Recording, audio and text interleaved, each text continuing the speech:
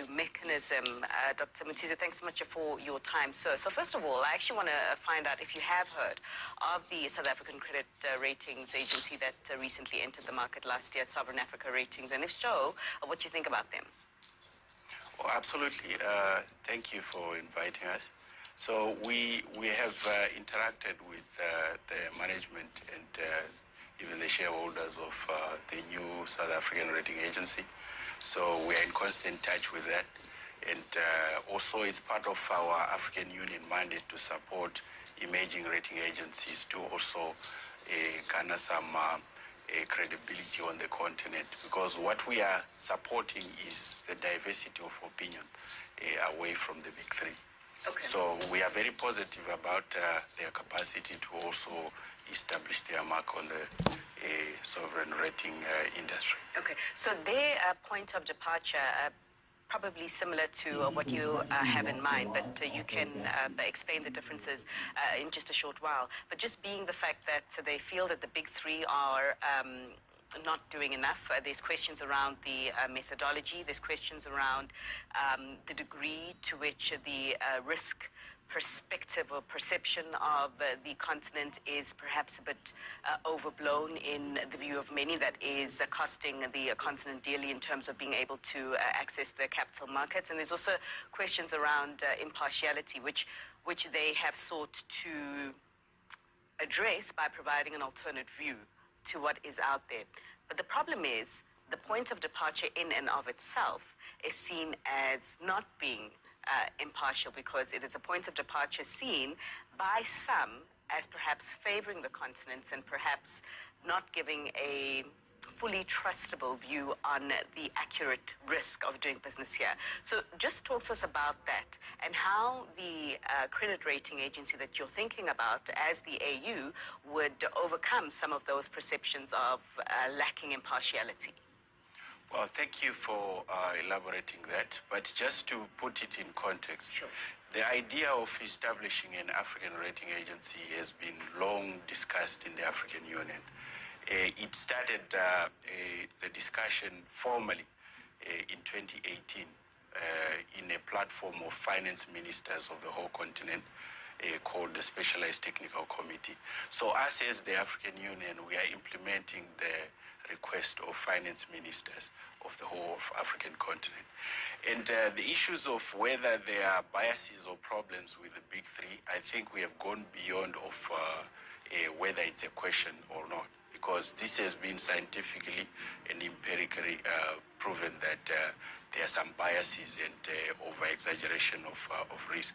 The most recent one is the report of the UNDP, which affirms some of the issues that we have been raising over and over for a number of years now, that there is a compounding of the risk perception, or that African governments actually are involved in. And one of the main issues that we have been raising consistently when we interact with the big three is that they base all their analysts outside the continent. Mm-hmm. And they visit African countries that they rate in a very short space of time, barely 2 weeks. And that context of analysis is not sufficient for an analyst to be able to appreciate the context of risk in the countries that they rate. And you find that with the workload of each analyst, because each of the analysts analyze between 10 and 15 countries on the continent. Yeah, but you're assuming that the work only begins once they arrive at the country in which they're rating. No, we understand, but it's purely impossible for you to accurately track all the activities in all the context of risk factors that are analyzed by the credit rating methodologies in 10 to 15 countries. Mm-hmm. So you find that the result of that is analysts being conservative because they are afraid to make a risk by to make mistakes by underestimating risk. Mm-hmm. So that's one of the legitimate bases that we always advance the idea of having more presence in Africa, and also having analysts that understand the context of the business environment in Africa. So how will this one work? Well, the framework of conception now is that this institution will be an agency of the African Union, which is autonomous and independent in the framework of what we call specialized autonomous agencies of the African Union. Similar models that the Africa Export and Import Bank and the Africa Risk Capacity has in the frame of establishment. So the shareholding will be independent from the African Union and also its member states. But it will be open to have a technical and shareholding collaboration with even emerging rating agencies, both on the continent and outside, and other institutions also that are Pan-African in nature, like the multilateral development banks.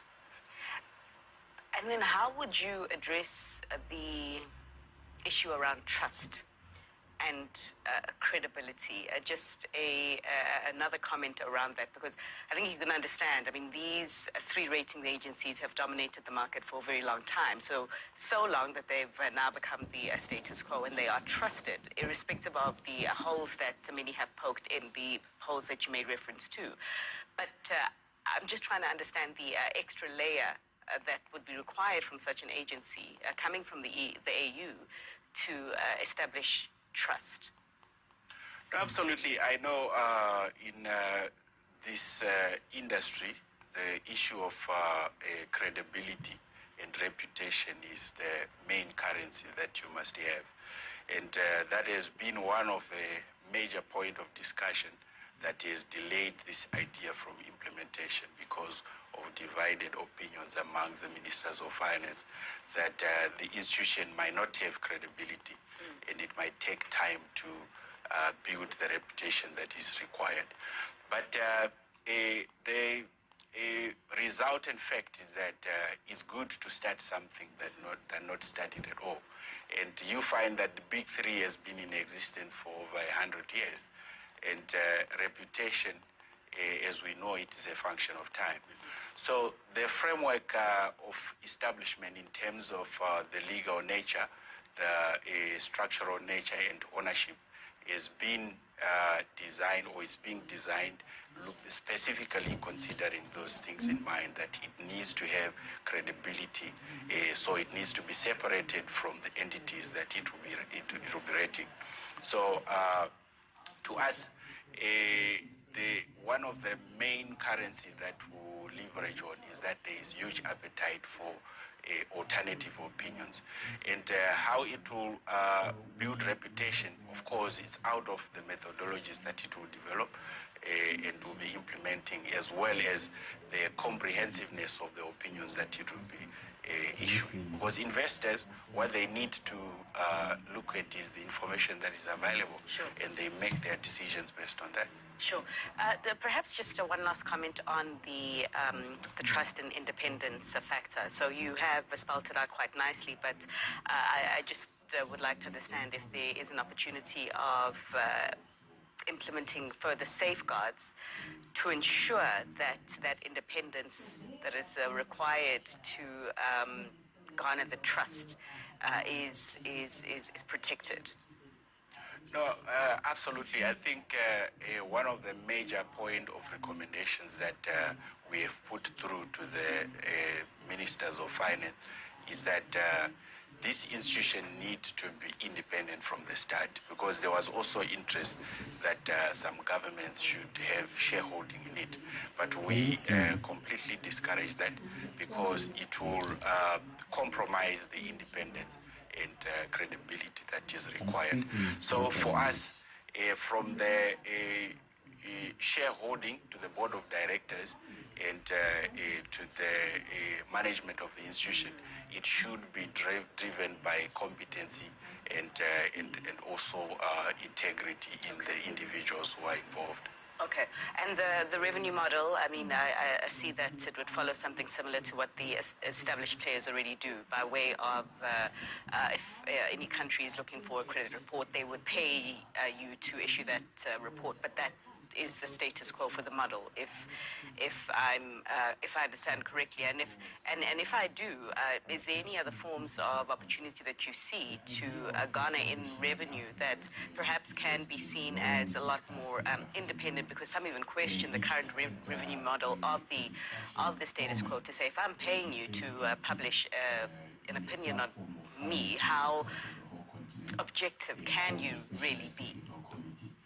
No, absolutely. Those are very factual observations that the current revenue model, which is the issue of pay, has got some inherent issues, some inherent problems that may not be possible to solve. And also on the other side, the investor pay model is not sustainable because investors are just not willing to pay for the service. So the fact is that somebody must pay for the service. So the only realistic model that we have put in for consideration is that the current model is much more closer to what can be sustainable. Of course, we see that the issues of conflict of interest, like you've just correctly mentioned, keep on resurfacing. You've seen recently S&P being fined by ESMA for conflict of interest. So this is a recurring problem, but we hope that putting internal systems that are sufficient to be able to at least limit some of the occurrences that emerge as a result of that kind of model. Okay, but I do see that you also make reference to slightly different rates than the status quo. You're saying that you want to make ratings a lot more accessible to smaller companies, the SME, perhaps that can't afford it right now.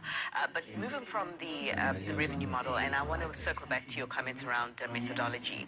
So in terms of your methodology, but specifically the weighting, what will you be giving the most attention to, as it were? Because we do know that some ratings agencies, they put a lot of premium on the political risk of a country, the economic risk. Right now we're talking about the environmental and social and governance factors that are also influencing the weightings and ratings of a sovereign. Just talk us through the weightings that you are envisioning to assign to certain sovereigns that might sign up for this. No, thank you for raising that. I think it's very pertinent. So you looking at some of the issues that has been raised by countries when they object the ratings that are issued by the big three, which has been part of the general discourse also over the period from the pre-COVID. We're raising issues why the matters of economic growth are not being paid attention to. Africa having a big number of its member states amongst the 10 fastest growing economies on the globe, and also the issues to do with development of a human index. Those are even the general socio-economic development of the African populace are not being paid due attention to. And some of the issues that has been raised also with the new rating agencies that are African-based, the issue of mineral wealth in Africa has not been paid due attention to. All the emphasis seems to be more on consistency of policy, things to do with the political atmosphere and the social environment that normally centers around the change of power at a government level. So those are issues that we think that the new models will rebalance and put into perspective so that we'll begin to see a correct reflection of the credit worthiness, which has been I think not been addressed sufficiently. Because you look at Africa, I think there are very few countries that have defaulted, but the willingness of and ability to pay has not been paid due attention to also. So over the period of time, you can then see why the general trend of ratings on the continent has been going down, despite the general improvement in the economic and socio-economic development of the continent. Okay, so just as we prepare to wrap up, how soon or how far are you, or is the AU, from realizing this vision, and where will it be headquartered? Well, it's a way to be headquartered is a matter of the AU deciding where will be the neutral country to place such an institution. But in terms of timeline, there is, I'm sure you have seen that the political leaders have expressed political will to advance the idea. And the fact that it has been formalized and we are at an advanced stage of developing the structural model, the legal and the financing model, we project that by the end of next year, we should be able to advance the operationalization of this idea. But in the short term, we've got the Ministers of Finance meeting coming on the 17th to the 21st of July, where they will consider this matter on the agenda, because it has been requested also to be on the agenda of what we call the Executive Council, which makes recommendations to the heads of state in the African Union Assembly. Okay, we look forward to hearing the outcomes then of that meeting, and particularly what the finance ministers have to say about this and how to expedite. But yeah, really interesting conversation.